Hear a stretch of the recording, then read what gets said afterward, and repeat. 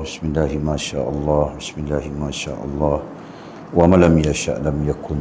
La hawla wa la quwwata illa billahil aliyyil azim. La hawla wa la quwwata illa billahil aliyyil azim. La hawla wa la quwwata illa billahil aliyyil azim. Allahumma arhamna bil Qur'an waj'alhu lana imaman wa nuran wa hudan wa rahmah. Allahumma zakkirna minhu ma nusina, 'allimna minhu ma jahilna. وارزقنا تلاوته آناء الليل وأطراف النهر واجعله لنا حجة يا رب العالمين. اللهم افتح لنا فتوح العارفين وارزقنا فهم النبيين واجعلنا من عبادك الصالحين والمتقين يا رب العالمين. بسم الله الرحمن الرحيم. قال المصنف رحمه الله تعالى: نفعنا الله بعلومه وبكتابه في الدارين اللهم آمين يا رب العالمين. Waba'du qala, wahai manusia, siapakah yang memberi engkau makan ketika engkau berada di dalam rahim ibumu? Engkau hanya bergantung dan bersandar kepada dirimu sendiri, kepada manusia, kepada dinarmu, dirhammu, dan wang ringgitmu, kepada permulaanmu, kepada pembelianmu, dan kepada pemerintah negaramu. Setiap orang yang engkau gantungkan harapanmu kepadanya, maka dialah Tuhanmu. Setiap orang yang engkau takuti dan engkau harapkan, dialah Tuhanmu. Setiap orang yang engkau anggap dapat mendatangkan manfaat dan mudarat kepadamu, sementara engkau tidak melihat bahawa Al-Haq yang menggerakkan semuanya itu, maka dialah Tuhanmu. Sebentar lagi akan engkau ketahui perihal dirimu.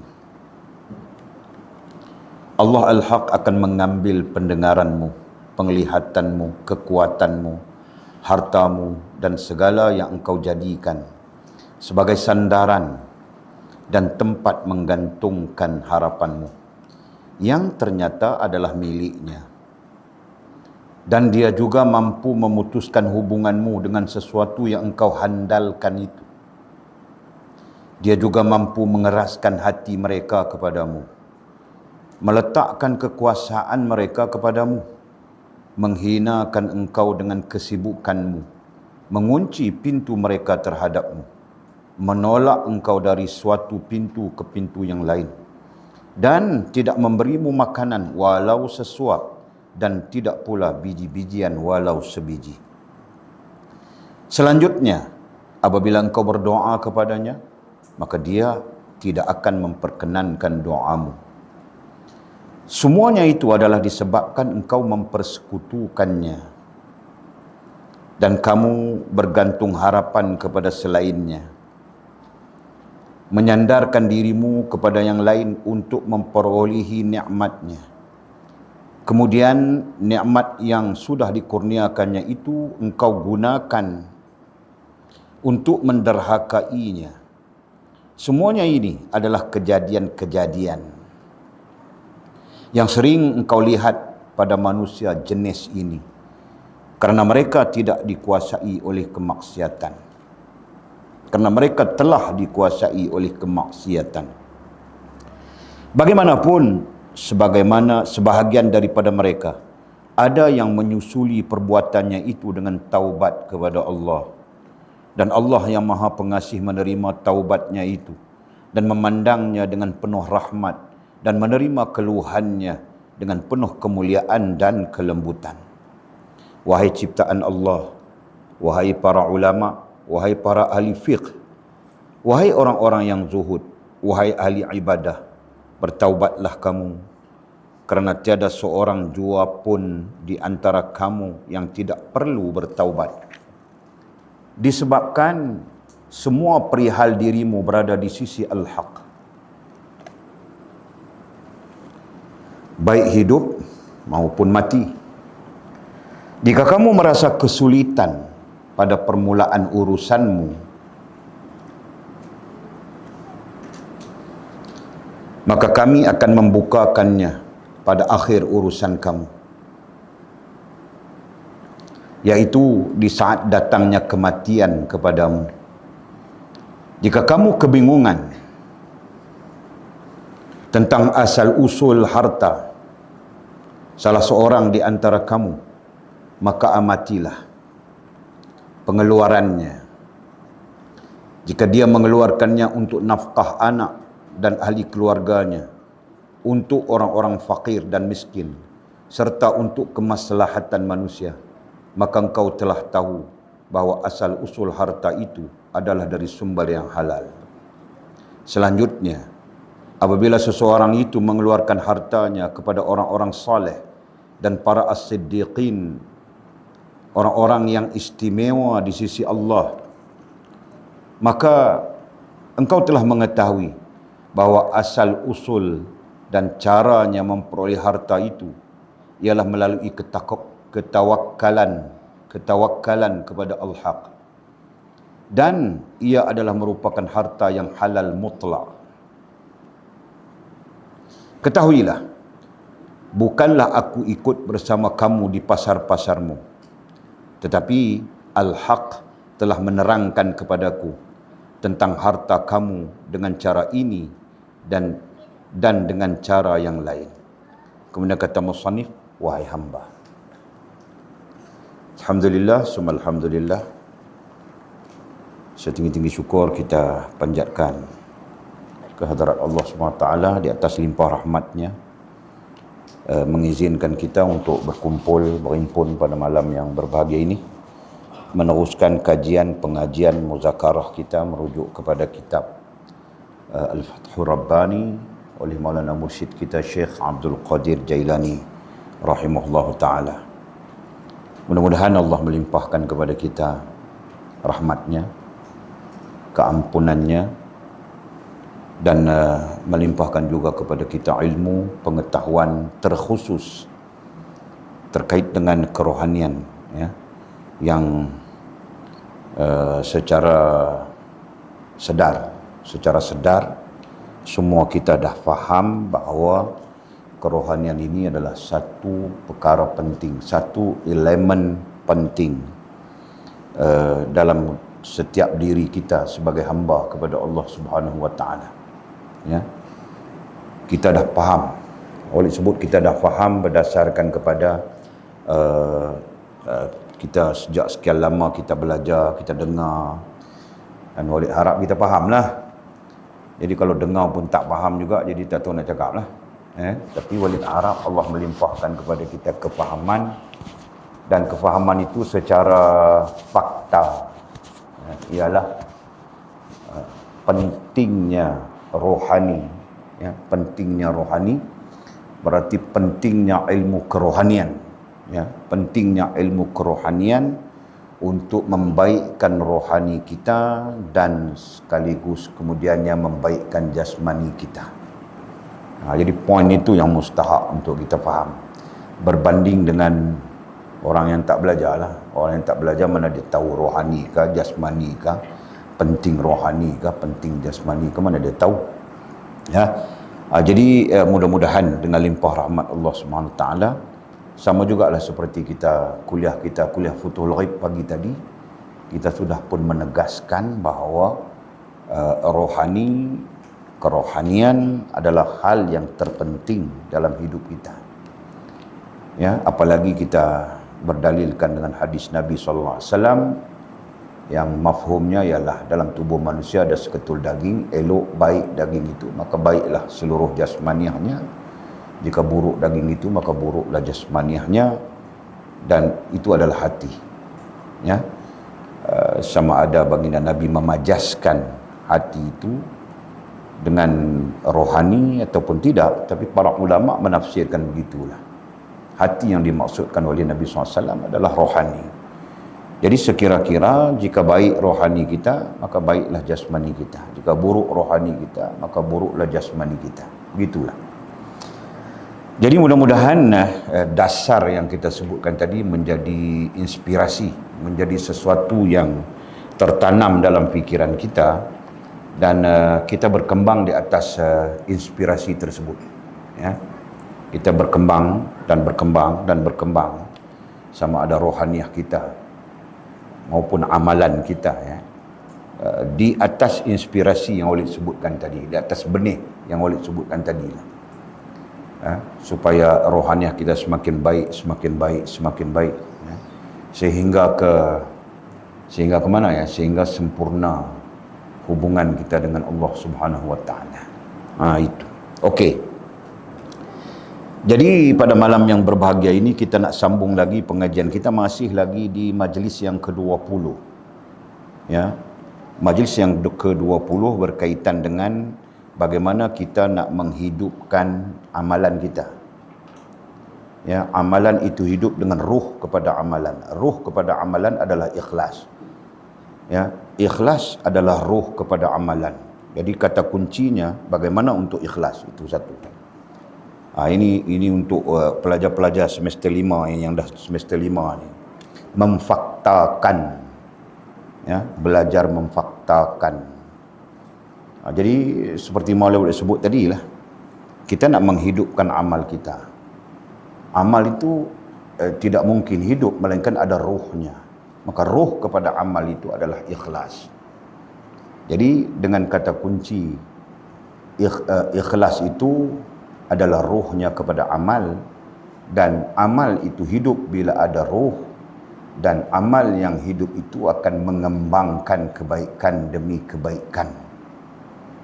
Nanti timbul tanda tanya, kenapa ada orang boleh buat baik terus, semakin baik semakin baik?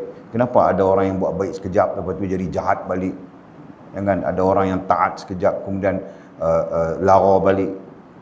Pertanyaan-pertanyaan itu nanti memang akan wujud lah, memang akan ada lah. Kenapa ada orang yang boleh istiqamah dengan kebaikan terus? Kenapa ada orang yang sekerat jalan kemudian patah balik dengan laranya dan sebagainya? Semua itu berkait rapat dengan amal yang hidup. Ya, berkait rapat dengan amalan yang hidup. Ruhnya adalah ikhlas, begitu. Dan amal yang hidup itu akan mengembangkan kebaikan demi kebaikan. Amalan yang baik demi amalan yang baik. Itu ada hadisnya, kita belajar di dalam Asharul Ma'asi. Ya, kalau diperhatikan hadisnya dalam kitab Asharul Ma'asi. Kemudian sebaliknya amal yang mati.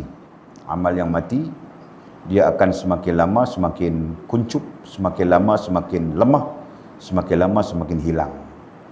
Ya. Nah, semakin lama semakin kita meninggalkan amal-amal yang baik itu, dan terakhir adalah kita hanyut, sesat dan sebagainya. Nah, itu pahaman mudah terkait dengan apa yang sedang kita bincangkan. Jadi mudah-mudahan apa yang disebutkan oleh musannif ya, dalam perbincangan yang penuh kritis diri, ini memberi maklumat ya, memberi pengetahuan, memberi maklumat kepada kita untuk kita menyelidiki, untuk kita menyiasat diri kita sendiri, ya? Dan membantu kita untuk memperbaiki mana-mana yang tidak baik, mana-mana yang tidak betul dan sebagainya, supaya kita sampai kepada hakikat yang kita sebutkan. Amin ya rabbal alamin. Okey, pada malam yang berbahagia ini kita lanjutkan perbincangan kita daripada majlis yang sama, majlis ke-20. Kata musannif rahmatullahi alaih, wahai manusia, kita lah manusia. Ya, manusia itu adalah kita lah. Musannif bercakap dengan kita manusia. Hakikatnya bukan manusia saja, jin pun terlibat dengan ilmu yang sama. Jin pun terlibat dengan pengetahuan yang sama. Ya, walaupun panggilannya wahai manusia di sini. Okey. Katanya, siapakah yang memberi engkau makan ketika engkau berada di dalam rahim ibumu? Musannif berbincang dengan kita dengan ayat, dengan pertanyaan seperti itu. Nah, bertitik tolak daripada paragraf sebelumnya. Ya. Apabila kita takut untuk memfokuskan urusan kita dengan Allah, sebaliknya kita sibuk dengan urusan keperluan dan rezeki. Ya. Jadi kita cakap dalam bentuk kritis itu. Manusia pada umumnya takut, bimbang, risau untuk melebihkan urusannya dengan Allah Subhanahu wa taala. Berbanding urusannya dengan mencari keperluan dan sebagainya. Itu kita baca dalam paragraf di bawah, buku surat 158, paragraf. Sampai-sampai manusia pada umumnya ragu dengan jaminan Allah Subhanahu wa taala dalam soal rezeki, dalam soal keperluan dan sebagainya. Ya, keraguan itu bukan semata-mata ragu, bahkan membawa kepada tidak meyakini Allah Subhanahu wa taala. Ya. Kerana ragu itu sendiri dalam bahasa Arab disebut syak. Syak artinya tidak yakin dengan Allah Subhanahu wa taala. Ya. Jadi manusia secara umumnya sudah sampai kepada paras, sampai kepada level, sampai kepada keadaan tidak yakin dengan Allah yang memberi rezeki. Nah, sudah sampai ke paras itu, sudah sampai kepada keadaan itu. Ya. Nah, apabila tidak yakin kepada Allah yang memberi rezeki, dia meyakini siapa? Tidak lebih dia meyakini dirinya sendiri, atau makhluk, atau benda, atau hal, ataupun keadaan. Ya. Seluruh keyakinannya akan tertumpah ke situ. Nah, kalau begitu berarti manusia mensyirikkan Allah Subhanahu wa taala dengan dirinya sendiri, atau dengan makhluk, atau dengan benda, atau dengan hal, atau dengan keadaan. Kalau sudah manusia mensyirikkan Allah begitu, jadi mana ada cerita? Mana ada cerita tentang amal yang hidup yang sedang kita bincangkan? Ya. Mana ada lagi cakap-cakap tentang amal yang hidup seperti mana yang sedang kita sebutkan ini? Ya. Jadi kesimpulannya, amal yang hidup itu antara lain ialah fokusnya ialah Allah SWT. Fokusnya ialah mengutamakan urusan kita dengan Allah. Bukan bermaksud kita kena tinggal kerja, tinggal apa yang disebutkan apa tadi ya. Kita kena tinggal tindakan kita, kerja kita kena tinggalkan manusia, kita kena tinggalkan benda, tinggalkan hal, tinggalkan perkara, bukan maksudnya begitu. Ya. Maksudnya perlu diperbetulkan fokusnya, tujuannya. Ya. Sehingga tujuan seluruhnya adalah Allah Subhanahu wa taala. Lillahi rabbil alamin, lillahi rabbil alamin, lillahi rabbil alamin. Itu maksud. Dan sekaligus tidak menyebabkan kita lupa, kita lalai terhadap perintah Allah Subhanahu wa taala. Nah, itu baru betul. Ya. Yang dipermasalahkan sekarang ialah manusia fokus kepada mencari rezeki, mencari keperluan hidup, sampai-sampai lalai terhadap Allah SWT dan Rasul, bahkan sampai-sampai berlakunya syirik secara tidak sedar apabila mereka tidak meyakini jaminan Allah Subhanahu wa taala, sebaliknya mereka meyakini diri mereka sendiri, mereka meyakini makhluk, benda, hal dan perkara. Itu boleh nampak kan tahu? Boleh faham ya? Kak Ina boleh faham ya? Itu masalah itu. Jadi sebab itulah musannif kemudiannya mendatangkan ayat wahai manusia. Kalau dalam bahasa Arab ini dipanggil tambih, satu peringatan. Litambih, satu peringatan wahai manusia. Kalau cakap litambih itu manusia, oi, wahai manusia, oi orang, oi manusia, macam itulah bahasa. Nah, pertanyaannya, siapakah yang memberi engkau makan ketika engkau berada di dalam rahim ibumu? Ini satu pertanyaan yang dipanggil istifhamiyah dalam ilmu bahasa Arab. Dalam pertanyaan itu ada jawapannya. Ya, tak perlu kepada jawapan objektif. Ya, dalam itu ada jawapannya. Siapakah yang memberi engkau makan ketika engkau berada di dalam rahim ibumu? Semua kita lah ketika berada di dalam rahim. Rahim itu satu alam. Ya, sehingga disebut alam rahim. Ya, luar daripada perkataan alam disebut butun. Wallahu yakhrujakum min butuni ummahatikum la ta'lamuna syai'a. Disebut butun, jamak daripada batin. Ya, dan Allah mengeluarkan kamu daripada butun, kemudian terjemahannya ialah perut. Ya, wallahu yakhrujakum, dan Allah mengeluarkan kamu daripada perut ibumu, la ta'lamuna syai'a, kamu tak tahu apapun. Nah, itu perkataan itu al-anbiya, butun. Nah, adapun rahim itu sebenarnya satu alam. Ya. Ada para ulama yang membincangkan tentang alam rahim yang sangat-sangat seni. Nah, Walid pun tak pandai nak bincang lah. Kan, kalau dalam ilmu biologi pun menunjukkan begitulah. Ya, sebab itu jangan terkejut nanti kamu menikah rantau, isteri kau nak makan daging rusa tiba-tiba. Jangan terkejut, itu adalah seninya alam rahim. Jadi kau carilah payau-payau di sana banyak. Kan? Macam itulah. Walid punya isteri dulu nak makan ubat nyamuk. Sampai Walid pun terpaksa sorok segala ubat nyamuk yang ada. Ha? Ini kepelikan-kepelikan. Ya? Sebab itulah kita sebut unik tadi, unik. Walid tak tahu nak membahaskan macam mana. Tapi alam rahim adalah satu alam yang unik. Sampai-sampai kita tidak pernah, ialah bayi di dalam alam rahim yang membesar. Macam mana dia boleh membesar? Daripada mana makanan yang dia dapat? Nah, ini persoalan-persoalan yang dibincangkan lah. Ya, dan ilmu yang membincangkan dari sudut modern akademiknya dipanggil biologi. Ya. Nah, ada biologi Islam, ya ada. Ada orang yang membincangkan, ya ada. Ada ulama yang membincangkan.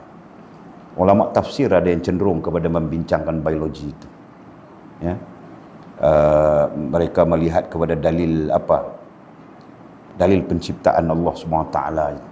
Dalil dijadikan kita daripada setitis mani jadi setitik darah, daripada darah jadi segumpal daging, dari daging menjadi tulang, daripada tulang dibungkus oleh daging. Itu ayat Allah SWT.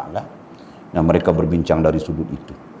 Okey, jadi kita tinggalkanlah. Walid tak bermaksud untuk berbincang tentang itu. Cuma Walid sebutkan begitu seninya alam rahim yang disandarkan oleh Allah kepada para ibu-ibu.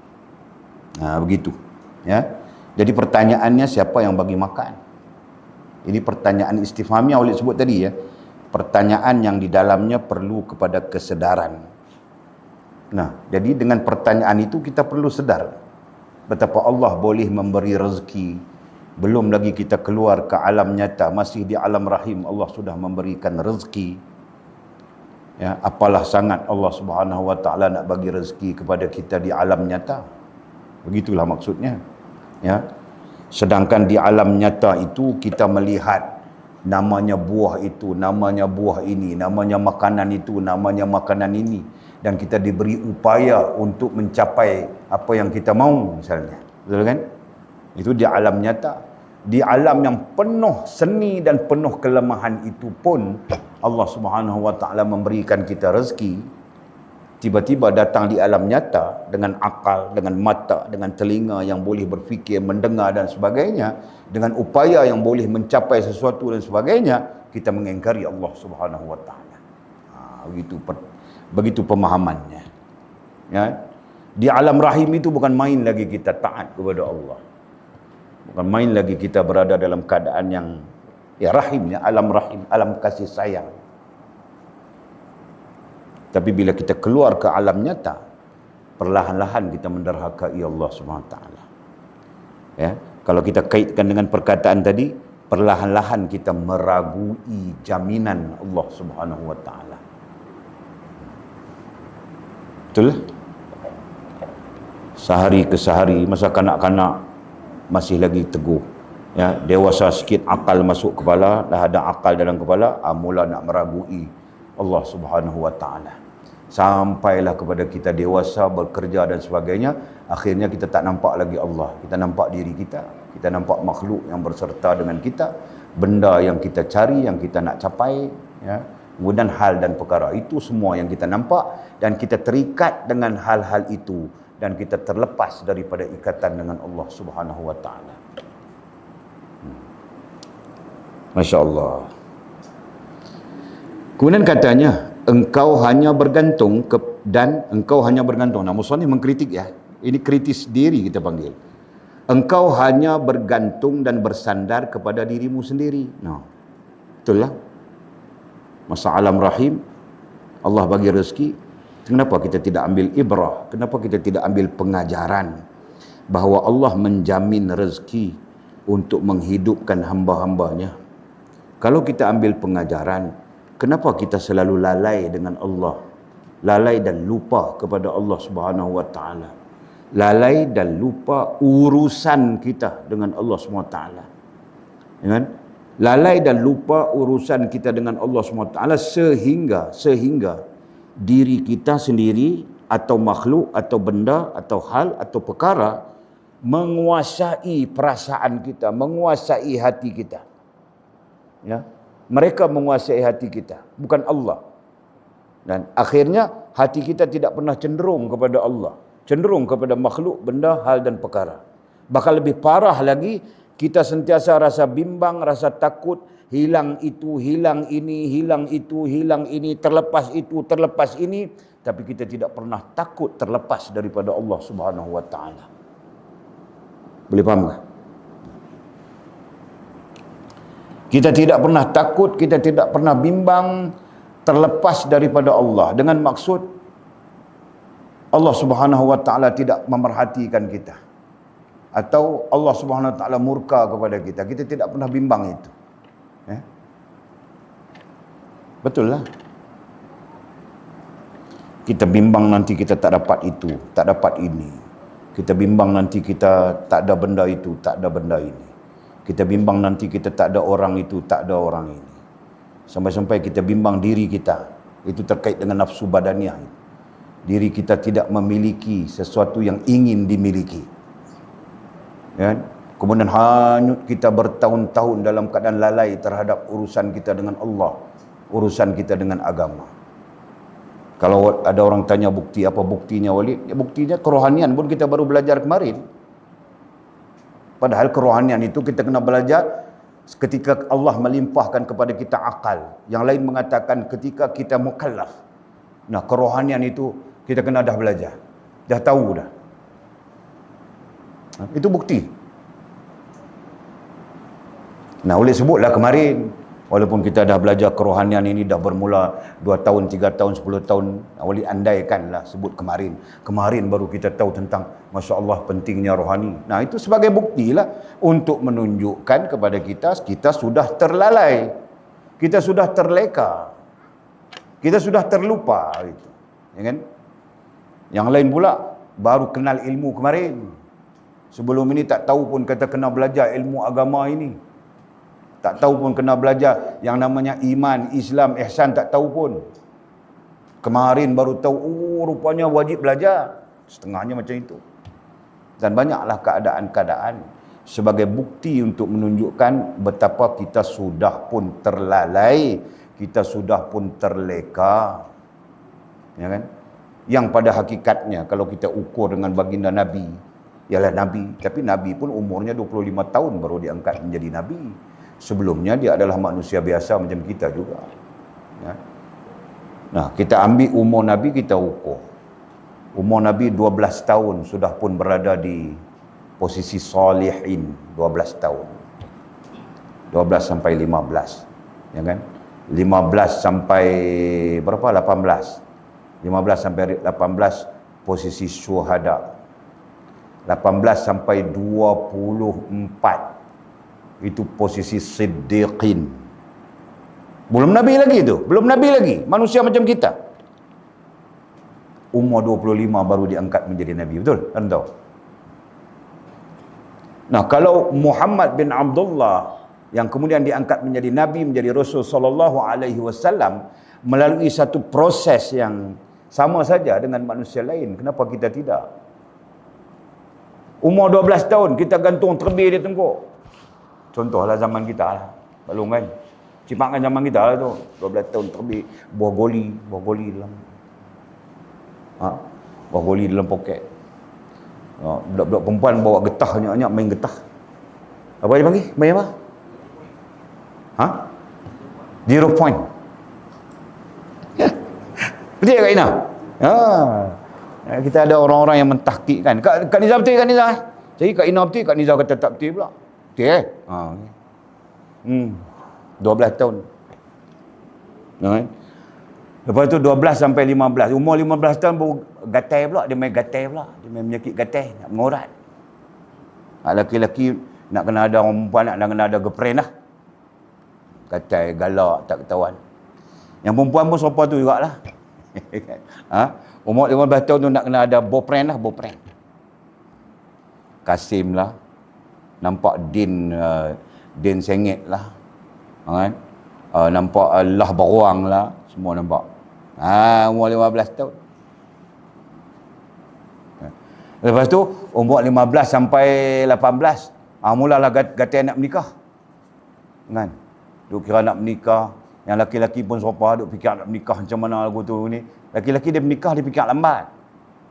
Dia fikir nak merla dulu, merla. Kan?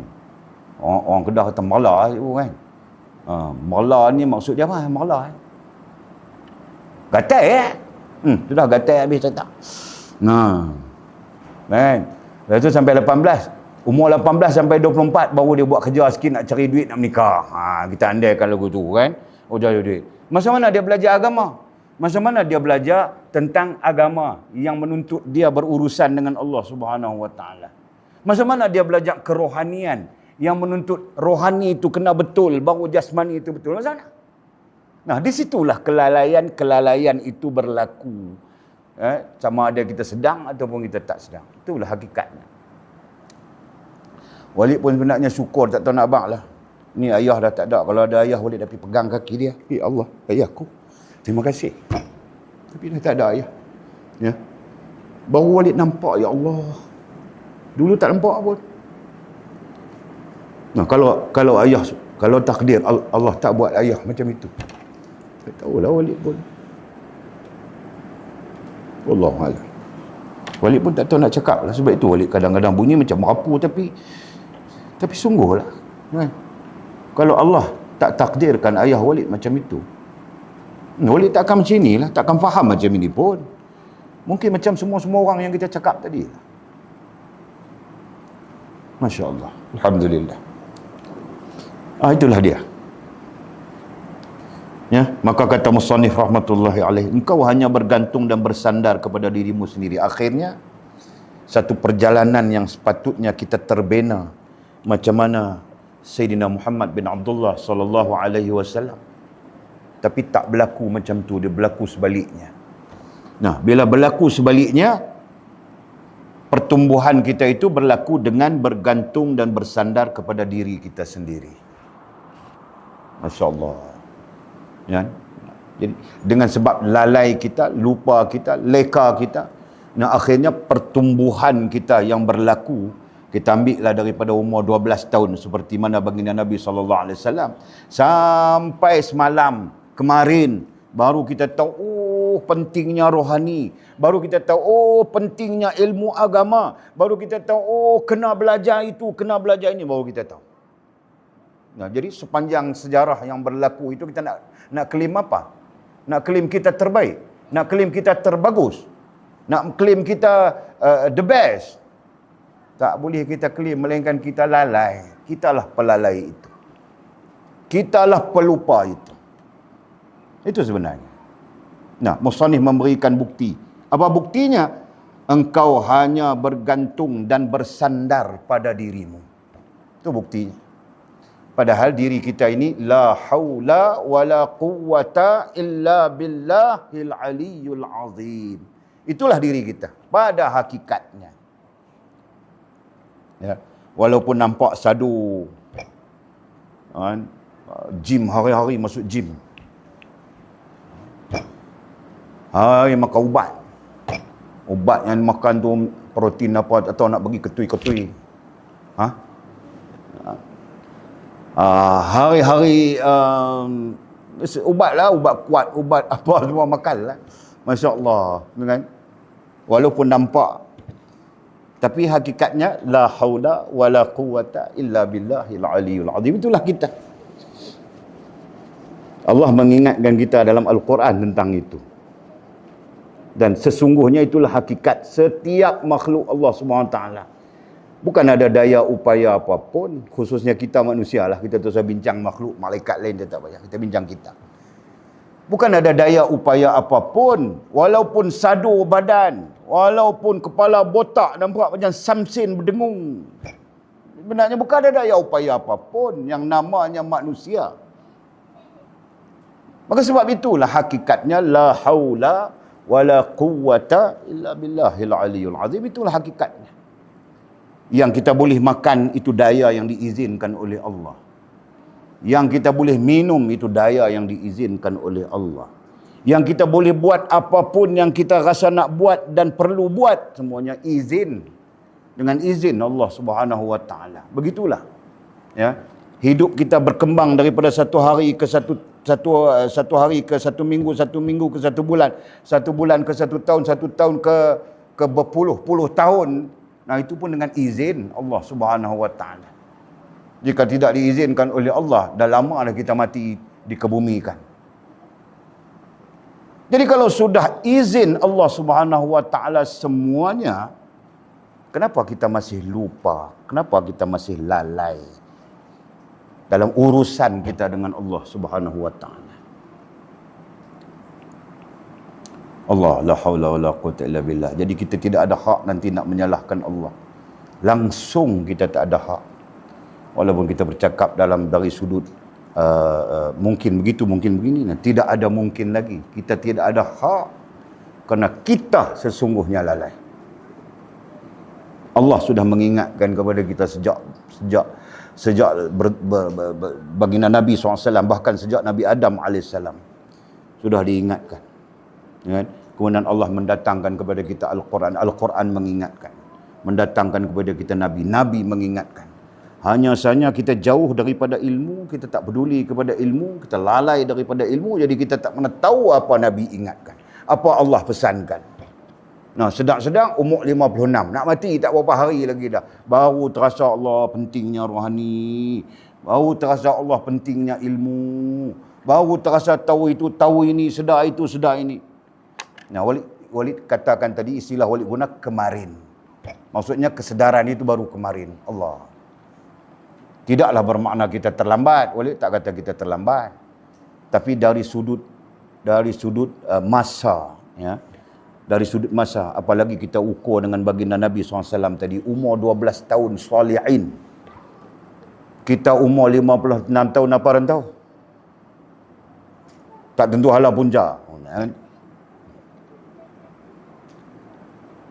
Umur 40 tahun, tak tentu hala punca apa lagi. Nabi 12 tahun salihin. Itu makam kerohanian sebutnya. Umur 18 ke 24 syuhada. Umur 12 sampai 15 sampai 18 syuhada. Itu andaian ilmiah sajalah. Syuhada.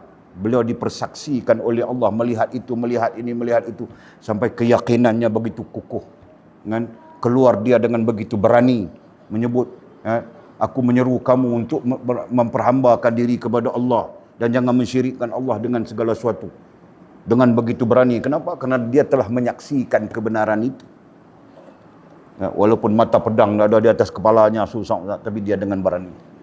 Sebab dia sudah menyaksikan. Umur berapa tadi? 18 sampai 24 siddiqin. Dia membenarkan apa saja yang datang daripada Allah Subhanahu wa taala tanpa ada keraguan. Bukan saja dalam soal keyakinannya, bahkan soal keyakinannya itu satu, bahkan beliau sendiri menyaksikan. Itu dipanggil syuhada tadi, menyaksikan kebenaran Allah Subhanahu wa taala. Nah, semua itu ilmu lah, kita panggil ilmu dalam bahasa kita sekarang. Itu semua adalah ilmu yang sepatutnya berlaku kepada kita sejak daripada awal. Betul? Jadi kesimpulannya, siapa yang lalai? Kitalah yang lalai, kitalah yang lupa. Nah, dalam satu dekad masa yang begitu panjang, kita lalai dan kita lupa. Nah, akhirnya apa jadi? Akhirnya engkau hanya bergantung dan bersandar kepada dirimu sendiri. Nah, itulah yang terjadi. Kemudian kepada manusia. Kemudian musannif menyebut lagi sandar kepada siapa lagi? Bersandar kepada siapa lagi? Kepada manusia. Orang itu, orang ini. Ya. Dia itu, dia ini. Sampai di sana ada orang yang penting kepada kita, sampai pentingnya dia mengatasi Allah Subhanahu wa taala, Allah menjadi tidak penting. Dia lebih penting. Nah, itu terjadi kepada kita. Ya. Nah, Walid tidak tahulah, ini Walid cakap dalam konteks yang umum lah. Menjelaskan maksud, langsung tak langsung menjelaskan maksud perkataan musannif ini. Ya. Ada anak-anak yang lari tinggal mak bapak. Ya. Bukan saja mak bapak tak penting, Allah pun tak penting lagi dah kepada dia. Dia penting kepada hero yang memberi ayat-ayat cinta. Nah, kes macam ini pun banyak, tuan tahu, jangan main-main. Banyak ya. Sebab itulah Walid ingatkan Timah jangan, Joyah jangan, ya. Selalu boleh sebut orang laki-laki di luar sana yang tak ada ilmu, yang jahil, yang tu dia tak beriman, dia tanam tebu di bibir, tanam tebu di sini, sampai cakapnya tu lebih manis daripada perangainya. Hati-hati Joya, PA, Erna, ya kan? Hati-hati. Sebab itu kalau nak pilih di taman kita semua elok-elok belakang. Okey. Ya. Engkau hanya bergantung dan bersandar pada dirimu sendiri, lagi kepada manusia. Itu Walid contohkan tadi, sampai-sampai terjadi Allah Subhanahu wa taala tidak dipedulikan, urusan dengan Allah tidak dipedulikan. Yang dia ambil peduli, bahkan sangat-sangat peduli, adalah urusan manusia dengan manusianya. Nah, di situ nanti wujud orang itu penting, level pentingnya itu macam-macam. Ya kan? Allah SWT tidak ada langsung dalam level pentingnya itu. Okey. Kemudian katanya apa lagi? Kepada dinarmu. Nah, ini perkataan dinar ni diterjemahkan daripada dinar jugalah, kerana ini masyarakat orang-orang Arab dulu, termasuk zaman Maulana Mursyid kita, mereka menggunakan dinar. Dinar biasanya daripada emas. Ya. Kemudian dirhammu, jadi digabungkan sekali, dinarmu dan dirhammu. Dirham daripada perak. Nah, itu pada satu fasa lah. Ya. Kemudian diterjemahkan oleh penterjemah kita, dan wang ringgitmu. Nah, jadi kita pakai sekali saja. Nah, kita bergantung, bersandar kepada dinar, dirham, wang ringgit. Nah, itu mewakili benda. Ya. Itu yang kita fokus, itu yang kita bergantung, itu yang kita bersandar. Allah di mana? Allah tak muncul langsung lah di bergantung dan bersandar kita.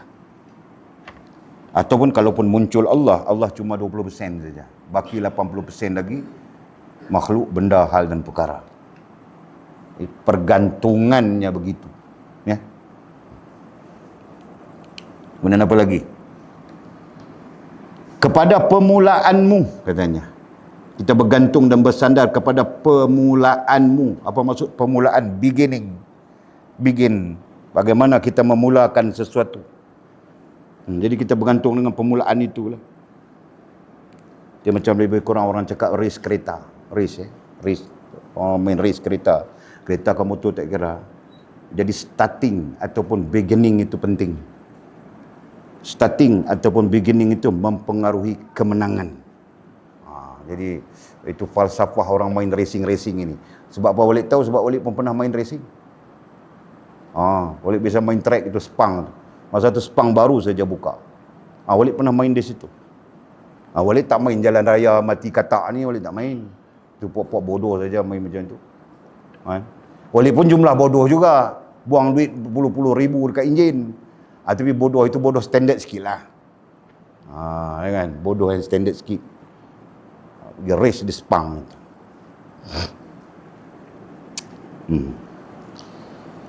Itu beginning ya. Jadi kepada permulaanmu. Jadi macam mana mula kita. Kemudian bergantung kepada apa? Kepada pembelianmu. Apa-apa yang kita dapat beli, apa-apa yang kita dapat capai lah. Dengan harta benda, dengan benda. Tadi kita sebut benda tadi sebenarnya. Dengan benda itu kita dapat mencapai sesuatu. Nah, terjemahannya pembelian saja. Contoh, apa yang mampu kita beli, mampu kita capai. Dan lagi, apa lagi? Dan sandar kepada Sandar dan bergantung dan bersandar kepada apa lagi? Dan kepada pemerintah negaramu. Sudah disebut pemimpin, sandar kepada pemimpin-pemimpin. Nah, semuanya bersifat makhluk, benda, hal dan perkara. Semua kita bergantung cantik, termasuk diri kita. Padahal kita dituntut, diajar supaya bergantung dengan Allah. Betul? Wa 'alallahi falyatawakkalul mu'minun. Orang beriman hanya bertawakal kepada Allah. Siapa yang mengajarkan itu? Allah yang mengajarkan itu.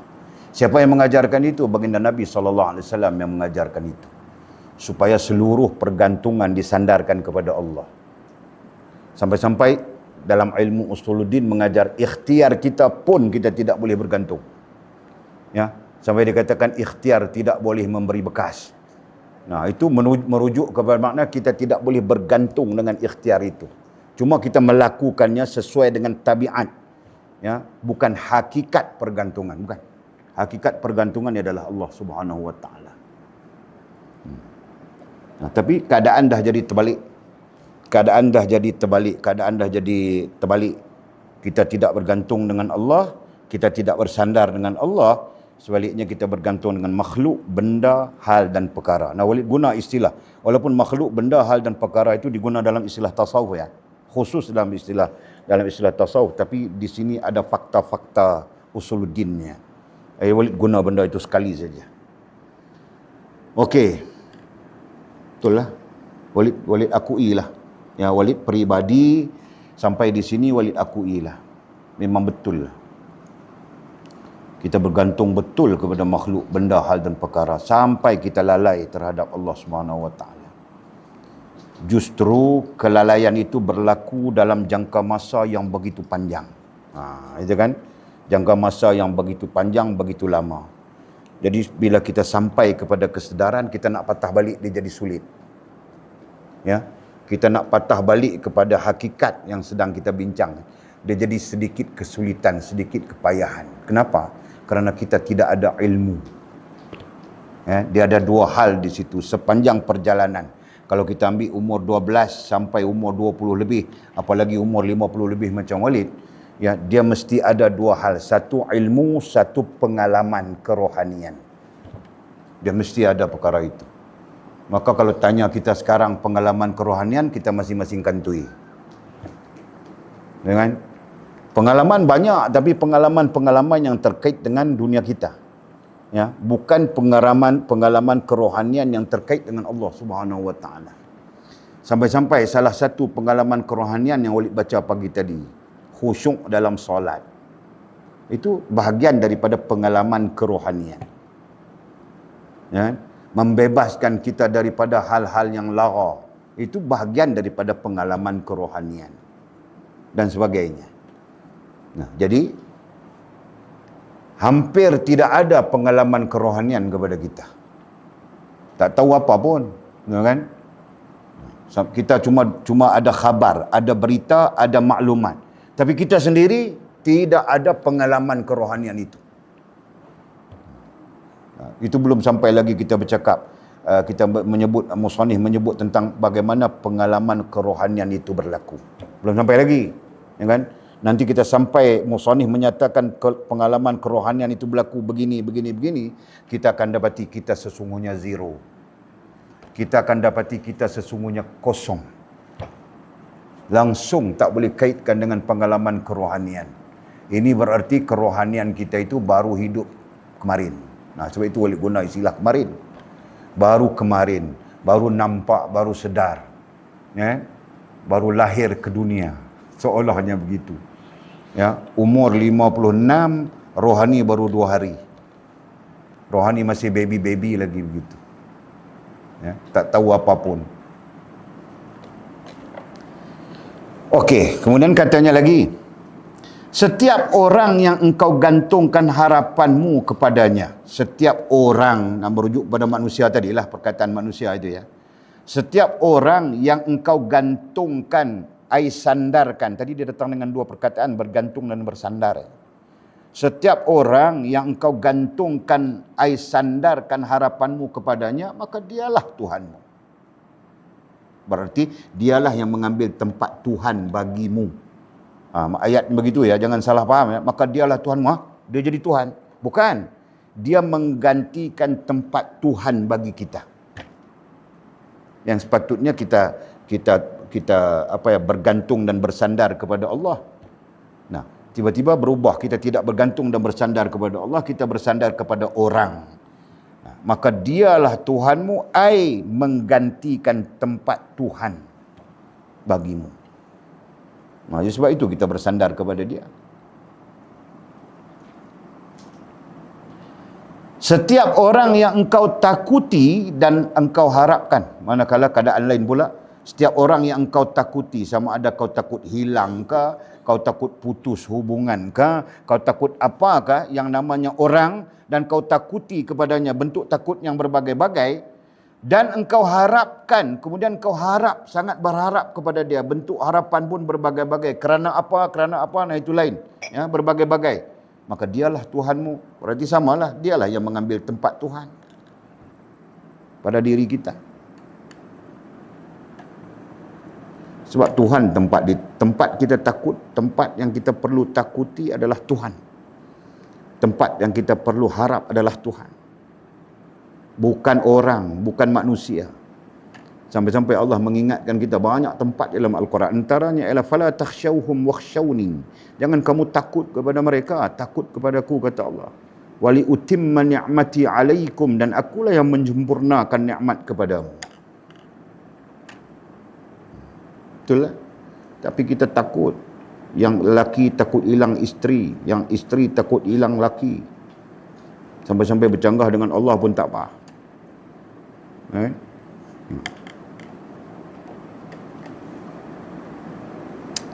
Macam itulah.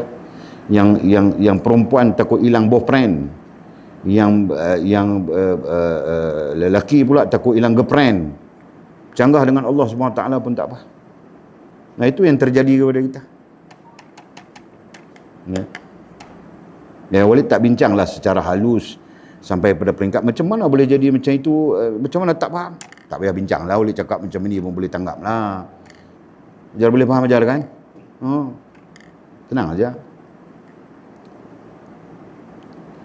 Kemudian katanya, setiap orang yang engkau anggap dapat mendatangkan manfaat dan mudarat kepadamu, sementara engkau tidak melihat bahawa al-haq yang menggerakkan semuanya itu, maka dialah Tuhan. Sama lah. Berapa banyak kita melihat, memandang manusia dapat mendatangkan manfaat dan mudarat kepada kita. Sampai kita takut begitu, takut begini. Sekalipun bercanggah dengan Allah. Dan kita tidak melihatnya. Katanya sementara engkau tidak melihat bahawa al-haq ay Allah Subhanahu wa taala, ya. Sementara engkau tidak melihat bahawa al-haq ay Allah Subhanahu wa taala yang menggerakkan semuanya itu. Kita tak nampak lagi Allah. Tetap kita nampak diri kita, manusia, benda, hal dan perkara yang disebut semuanya itu tadi. Maka dialah Tuhanmu. Dialah yang mengambil tempat Tuhan pada diri kita. Jadi kalau kita bercakap dalam konteks muhkamat, dalam konteks muhkamat, nah, apa keadaan seperti ini ni apa? Jawapannya adalah syirik. Seperti mana kita sebut di awal tadi, kan? Inilah yang disebut sebagai syirik. Nah, kalau sudah demikian diri kita, kalau sudah macam ini kita, jadi apa cerita tentang amal yang hidup, kemudian berkembang, ya, sampai penghujungnya adalah sempurna hubungan dengan Allah? Apa cerita? Tak ada benda pun, betul? Ya. Jadi cerita amal yang hidup, kemudian berkembang sampai sempurna hubungan dengan Allah SWT adalah orang-orang yang terbebas daripada syirik seperti ini. Nah, itu pengajarannya. Ya. Orang-orang yang terbebas daripada kesyirikan, ya, terkait diri sendiri yang dinisbahkan makhluk, benda, hal dan perkara. Terbebas daripada kesyirikan dengan semua itu. Nah, baru boleh bercakap tentang hubungan sempurna dengan Allah Subhanahu wa taala. Baru boleh bercakap tentang amalan kita berkembang, amalan yang hidup dan sebagainya. Ya. Jika tidak, kita masih lagi kalau tentang amalan kita mati. Tentang berkembang, dia tidak akan berkembang. Dia menguncup, akhirnya hilang. Nah, itulah. Allah, la haula wala quwwata illa billah. Walid sebenarnya Walid sangat-sangat faham ini. Sebab difahamkan oleh sang guru pada masa-masa Walid belajar, dan sekarang membaca balik, hurai balik, nampak balik satu persatu apa yang dijelaskan oleh Maulana Mursyid Walid, guru Walid, ya. Masya-Allah, la haula wala quwwata illa billah. Itulah. Mudah-mudahan Allah mengampunkan kita, memaafkan kita. Ya, nama pun kita dah mengaku kita bersalah. Ya, kita bersalah lah, kita bersalah, kitalah pelalai, kitalah pendosa. Kita mengaku itu, ya. Sampai-sampai kemarin baru kita sedar, hari ini baru kita sedar. Mudah-mudahan Allah mengampunkan kita. Nah, kemudian kata musannif sebagai peringatan lagi, sebentar lagi engkau akan ketahui perihal dirimu. Allah, la haula wala quwwata illa billah. Sebentar lagi. Perkataan sebentar lagi ini sangat menggerunkan. Sebentar lagi maksudnya sekejap lagi, sikit lagi, yang kita tidak tahu. Apa? Matilah. Mati. Kematian. Sebentar lagi, nah musannif menggunakan redaksi teks, ya. Dia tidak sebut mati. Dia sebut sebentar lagi engkau akan ketahui perihal dirimu. Sekejap lagi kau akan tahu macam mana diri kita, macam mana sebentar lagi, sekejap lagi kita akan tahu macam mana diri kita, betulkah, tak betulkah, salahkah, apakah, kita akan tahu. Bila? Kematian. Nah, itu maksud. Itu yang Walid sebutkan. Ayat ini, ayat apa ya dalam ilmu balaghah? Lupa dah. Satu ayat yang itu menyebabkan kita takut, menyebabkan kita bimbang, menyebabkan kita kecut. Ya kan? Ilmu balaghah itu tak keluar daripada bahasa Al-Quran. Ya, ayatnya menjadi dalil dalam ilmu balaghah itu ialah innamal mu'minuna allazina idza dzukirallahu wajilat qulubuhum. Ayat dia, wa idza tuliyat alaihim ayatuhu zadatuhum imana wajilat qulubuhum, itu jadi dalil. Kemudian ada lagi satu ayat, ya, min khasyatillah, ayat itu. Macam mana bunyi ayatnya? Lau anzalna, bukan. Ya kan? Lau anzalna hadzal qur'ana ala jabali la ra'aitahu khashi'an mutasaddian min khasyatillah. Khasyah itu. Perkataan khasyah dengan perkataan wajilat itu tadi maknanya kecut. Ya. Diterjemahkan oleh para ulama tafsir dengan makna kecut hati. Ada yang menyebut gementar, ada yang menyebut gemuruh, ada yang menyebut kecut. Nah, Walid senang dengan makna kecut itu. Sebab dalam bahasa Urdu dia panggil zakham. Dilka zakham. Hati menjadi zakham dengan makna kecut lah. Jadi kecutlah kita dengar ayat ni, sebentar lagi engkau akan ketahui perihal dirimu. Artinya ketika kita mati sekejap lagi, nah kita akan tahu kita betulkah, tak betulkah, syirikkah, apakah, kita akan tahu. Sekarang kita buat-buat tak tahu. Macam tak tahu, buat-buat tak tahu, macam tak nampak, macam tak ada hal, ya. Kita boleh menafikan itu, menafikan ini, menolak itu, menolak ini, tak peduli itu, tak peduli ini. Nah, mati nanti baru kita tahu. Nah, itulah maksud musannif. Dan pada Walid itu termasuk di dalam hal yang dilkazakham. Jangan ubah Kak Nizam. Kita kalau Hindustan cakap kat TV itu duduk tani, kita boleh terjemah.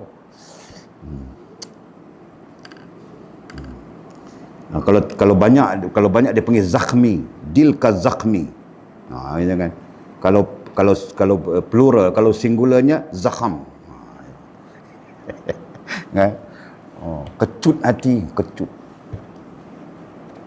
Yalah, tak tahulah, mungkinlah Aina dia tak kecut lagi, Hajar dia tak kecut hati je sebab dia baca lambat lagi dia nak mati. Kan? Macam itulah juga Sapuan, Abang Musi, Abang Azrin, Rantau mungkin tak kecut lagi sebab dia lambat lagi nak mati. Tapi kita yang umur 50 60 ni, yang birthday hari ni semua kita dekat dah. Dekat dah, ya Allah. Cuma kita tak tahu bila aja. Tak tahu. Allah Subhanahu Wa Taala sembunyikan daripada kita. Kalau Allah tak sembunyikan daripada kita, kita akan jadi sombong, kita akan jadi angkuh. Ya. Allah sembunyikan daripada kita supaya kita berjaga-jaga, berhati-hati dan menyedari kehambaan itu. Masya Allah. Kalau ikut tanda-tanda tu macam-macam lah. Macam-macam tanda dah. Takkan sakit gigi boleh mati ikut? Jangan. Ada orang mati tak ada sakit apa.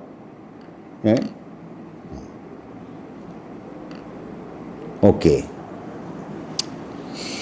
Boleh dengar ayat ni, sebab itu boleh cakap tadi, ayatnya menggerunkan, mengecutkan hati.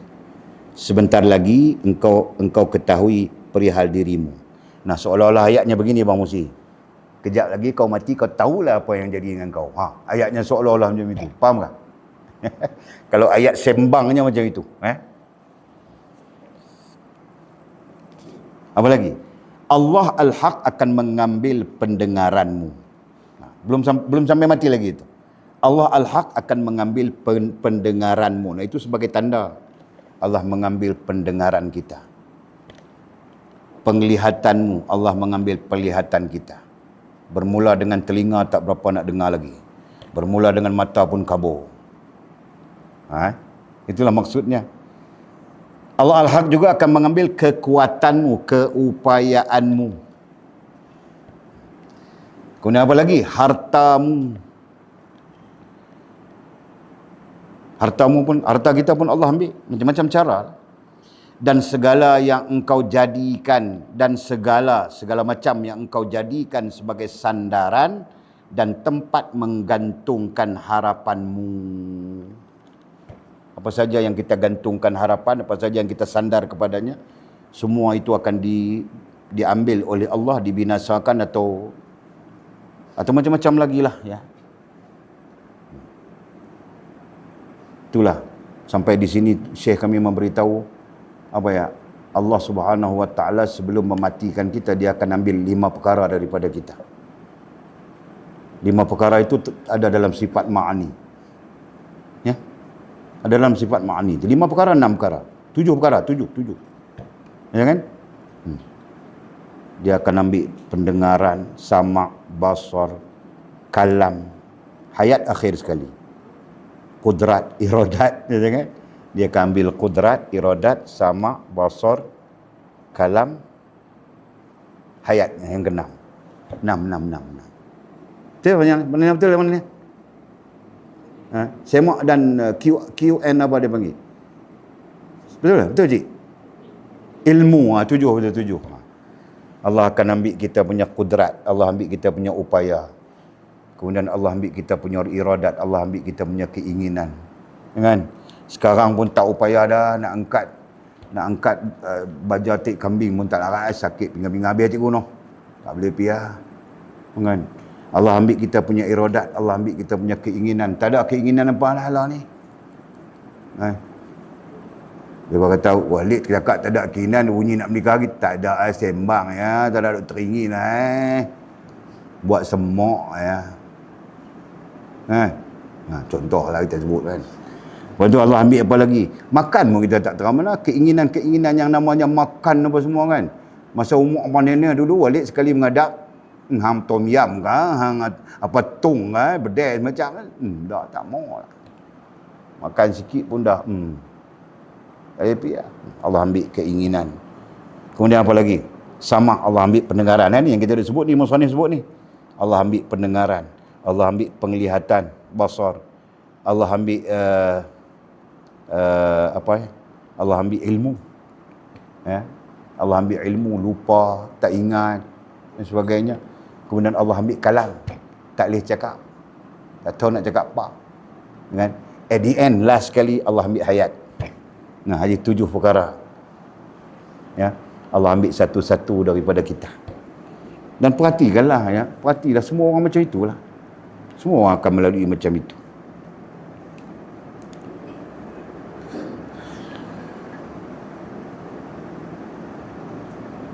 Okey.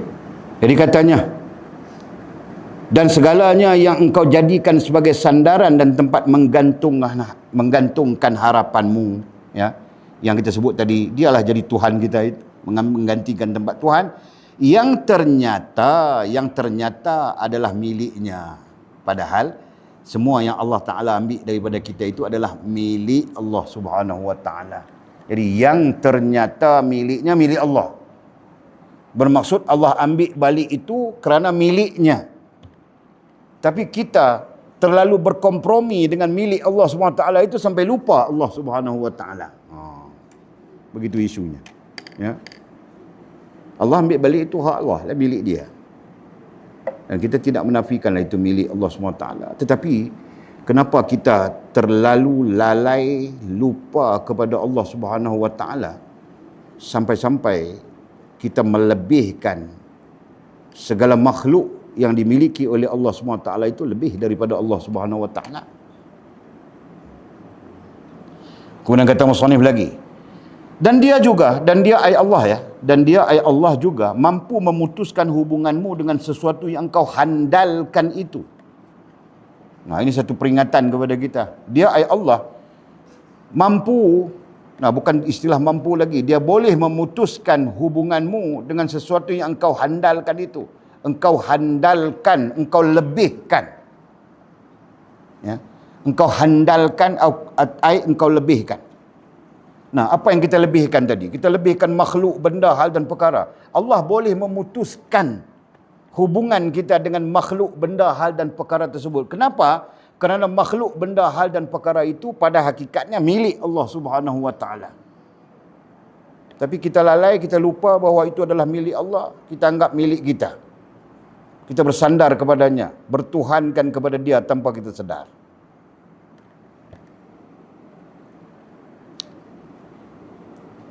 Allah, Masya Allah.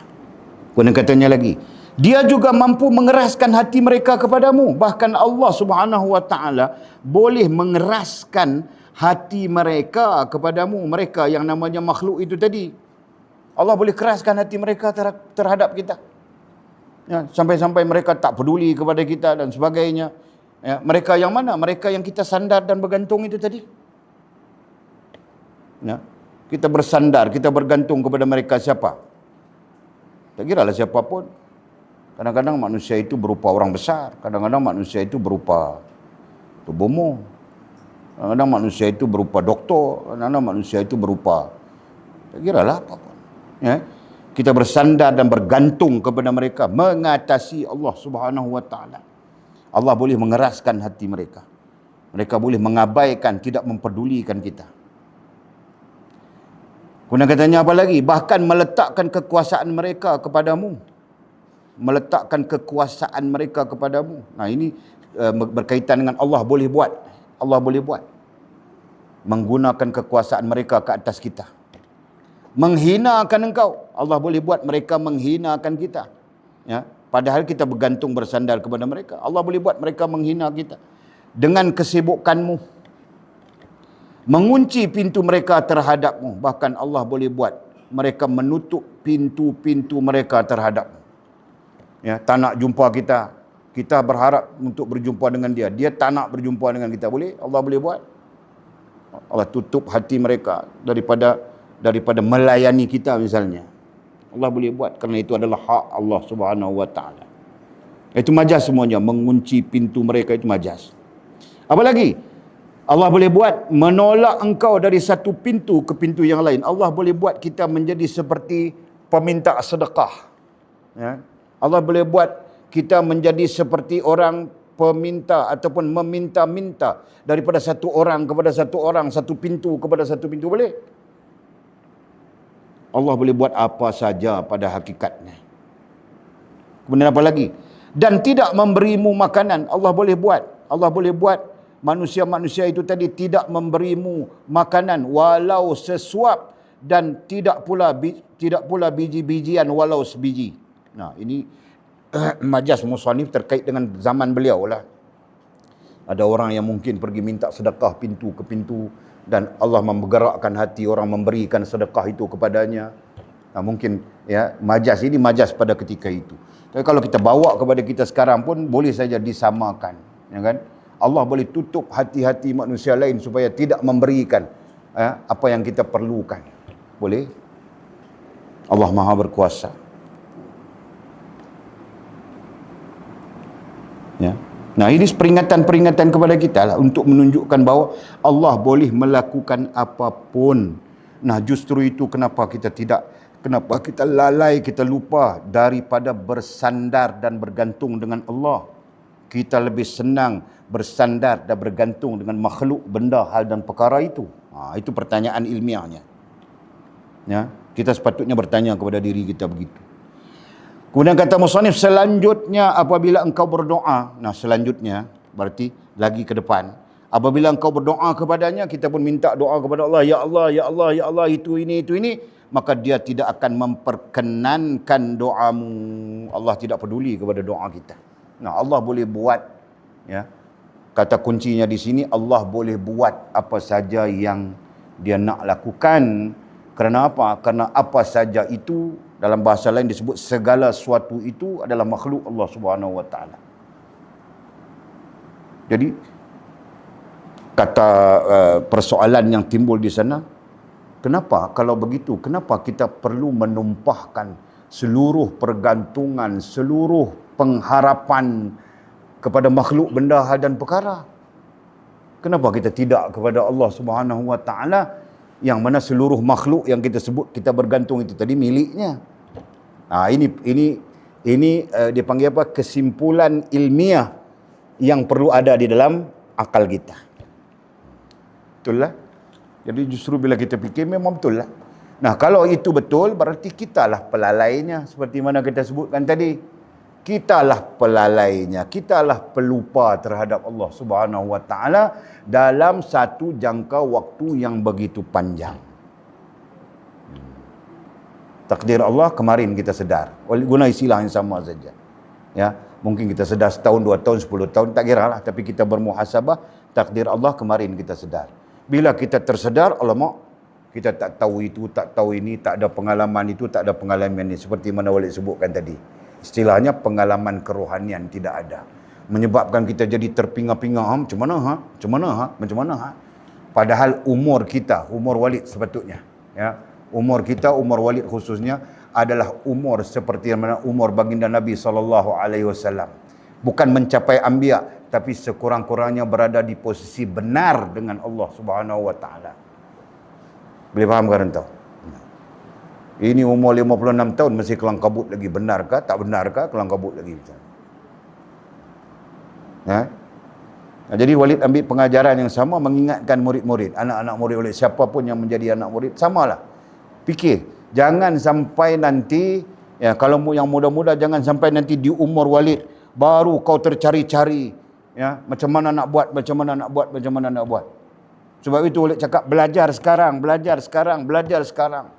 Belajar yang namanya ilmu agama, belajar yang namanya ilmu kerohanian. Kalau kita spesifik secara ilmu, ya, supaya kita tahu hubungan rohaniah kita macam mana, hubungan jasmaniah kita macam mana, ya, supaya kita ada idea, dan sekaligus sepanjang perjalanan itu akan menjadi pengalaman kepada kita. Hal ini begini, hal ini begitu, hal itu begitu, sekurang-kurangnya, ya kan?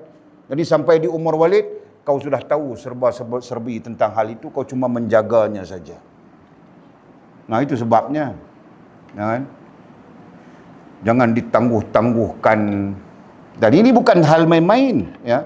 Walaupun satu sisi, alah, tak ada pahalku, tak ada hal. Itu orang, ya. Walid tetap berpandangan ini bukan hal yang kita boleh remeh-temehkan. Kalau kita remeh-temehkan, nah, Walid cari bagi kesedaran, ya. Allah sebut orang yang berjaya melalui surah Mukminun itu, ya. Orang yang berjaya dengan 4.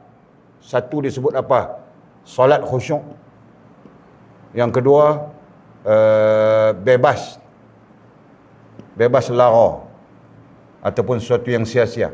Yang ketiga, apa? Walladzina hum lizakati fa'ilun. Bersedia untuk bersedekah lah, memberikannya. Sedia memberikan. Memberikan rezeki ataupun disebut sedekah dan sebagainya. Dan yang keempat apa? Menjaga maruah. Tadi pun kita sebut pagi tadi, ya. Menjaga maruah. Ya, maruah ataupun harga diri, maruah atau harga diri. Harga diri. Nah, ada penafsir menyebut harga diri dan agama, ya. Harga diri dan agama. Kerana agama termasuk harga diri. Nah, sekurang-kurangnya kita kata 4 ke 5 di situ ayatnya. 4 Ini dikatakan, disebut oleh Allah orang yang berjaya. Qad aflahal mu'minun alladzina hum fi shalah. Qad aflahal mu'minun. Sungguh telah berjaya orang-orang yang beriman. Jadi kejayaan itu ditandai dengan solat yang khusyuk. Nah, ini kita dah bagi makna tadi, kan? Kemudian bebas daripada lara, solat yang khusyuk, bebas daripada lara. Ketiga, sedia memberikan. Yang keempat, menjaga maruah ataupun harga diri ataupun agama. Harga diri dan agama. Ini sebagai orang mukmin yang berjaya. Allah tidak menyebut umur berapa dalam Al-Quran, ya kan? Nah, Walid ambil umur Walid 56. Solat khusyuk tak ada. Bebas lara macam-macam. Sedia memberikan, masih lagi bakhil kedekut tak hidung masin. Apa lagi? Menjaga maruah, harga diri dan agama, baru belajar sehari 2 hari ini. Jadi gagal juga. Ya, umur dah 56. Faham kah?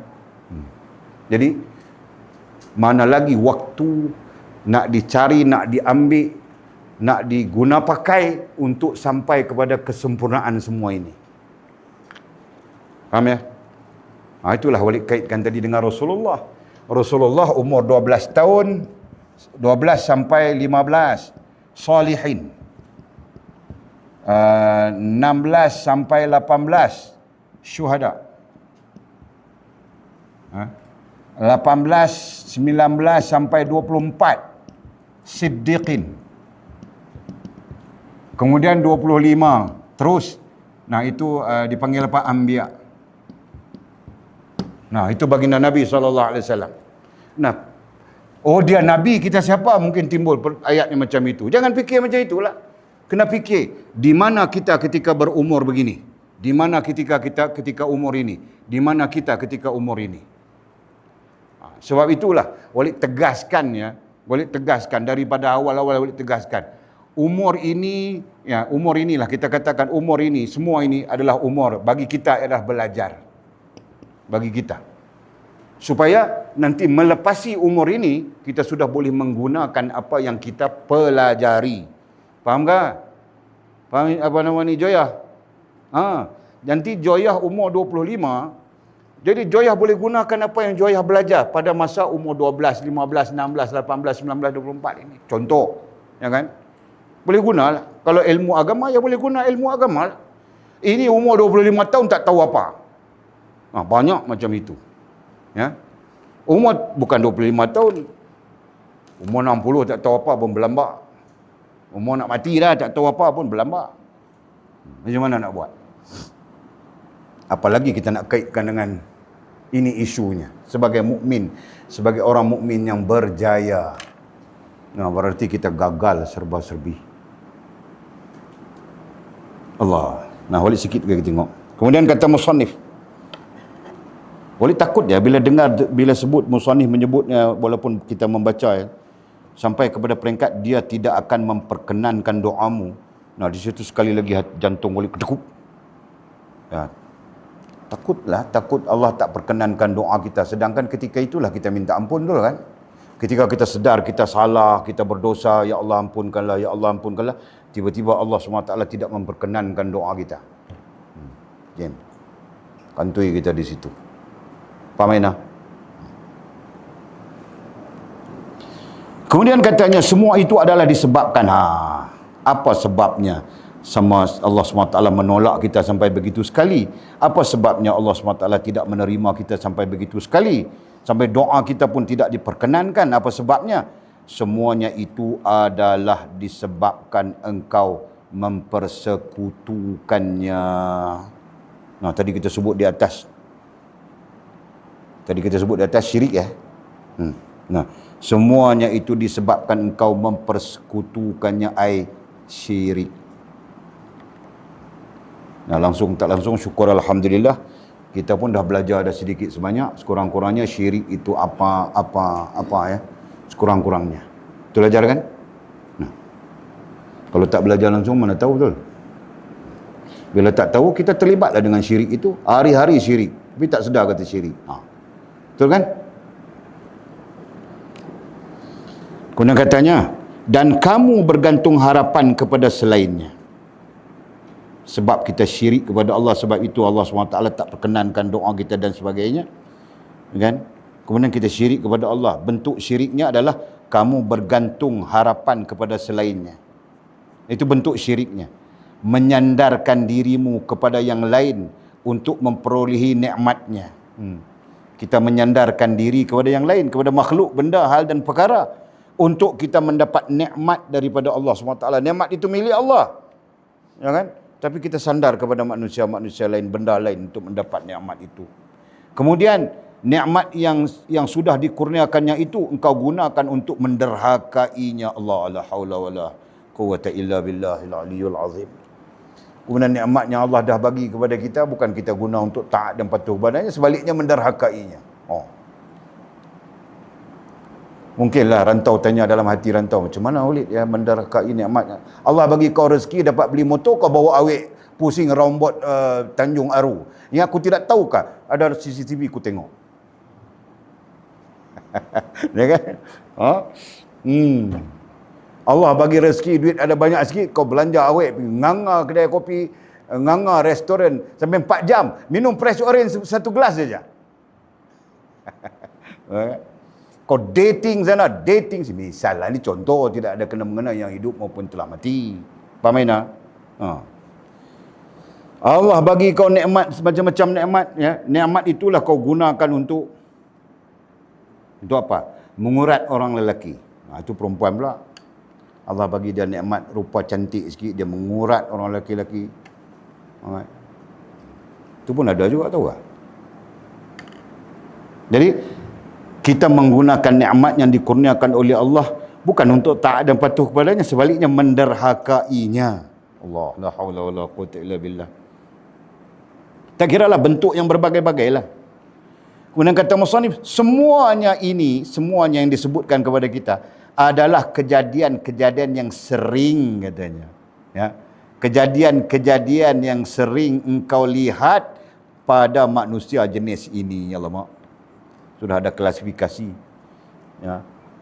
Semuanya perangai macam ini, kejadian-kejadian, hal-hal yang berlaku seperti mana disebut oleh musannif ni, katanya kejadian sering kau lihat pada manusia jenis ini. Jenis mana? Jenis derhaka.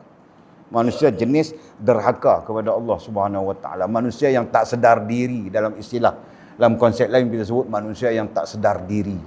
Kan? Okey. Kemudian katanya kerana mereka telah dikuasai oleh kemaksiatan. Kenapa mereka manusia jadi manusia jenis itu? Klasifikasinya jenis tak sedar diri ini kenapa? Kerana mereka telah dikuasai oleh kemaksiatan. Kerana maksiat menguasai mereka. Kenapa maksiat menguasai mereka? Kerana mereka tidak pernah pandang Allah.